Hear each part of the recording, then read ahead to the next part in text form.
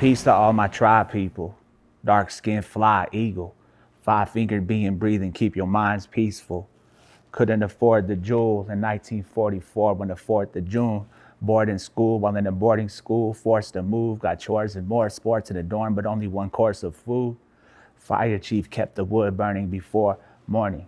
Outside the outhouse early at 4:40. Past the sheetrug on the floor by the door in the dormitory. Escaped through the corridors and explored with my war pony.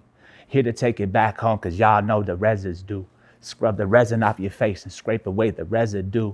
Peep your resume like beams our people resonate. We're resolute, sacred and stoic, able to cope with all the pain that we soak in. The next generation's awoken, but before the reservation was our home, you know the nation was stolen. I'm in a sweat lodge seeing a vision. It's like I'm back out the womb, dreaming the grandmother moon in a fetal position. Christopher Mike Bitta, aka Defy, representing the Dene Nation, feels most comfortable on stage. There are similarities between the culture of hip hop and my traditional culture.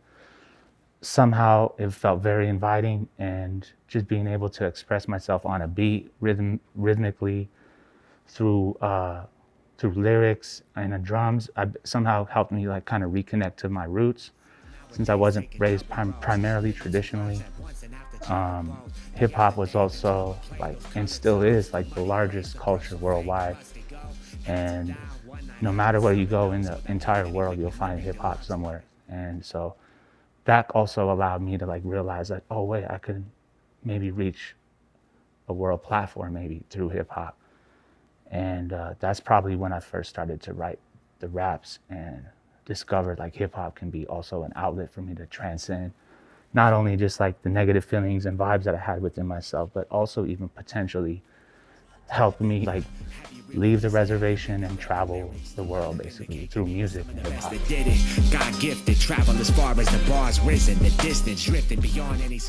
His lyrics speak directly to Indigenous life while smashing stereotypes and connecting audiences to Native culture.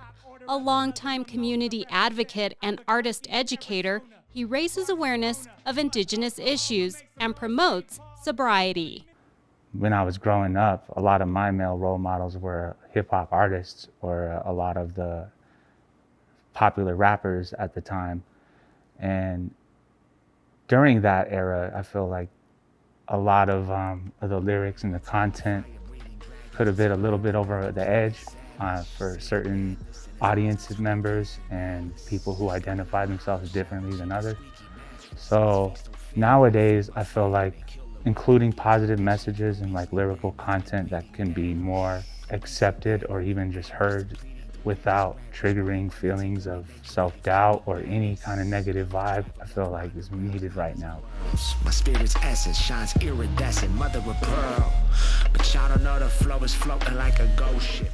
Back then, you know, that's kind of all we had. We didn't really have too many positive male role models, like I said, besides like my direct family, probably just my Che, my grandfather on my maternal side was there for me. And my dad is now, but back then, you know, we didn't have such a very good relationship together. So growing up in a household that was kind of filled with a lot of some of the issues that we face as Indigenous people on rural areas or in urban areas, it sparked a lot of like emotions during when I was growing up. So my escape was hip hop, basically listening to rap and getting out more. I met a lot of my best friends and a lot of dancers, artists, and people I felt like were like-minded, creative individuals, potential basically, but also just facing a lot of these adversities that we face out on the reservation, village area, or even here in the cities. Defy came into the hip-hop scene in the early 2000s as part of an Indigenous hip-hop crew. He's since put his heart into solo work and other projects. His compassion shown throughout his new album, De-Resolution, 9 tracks reaching larger platforms, working alongside other artists. The album itself is just DRZLTN.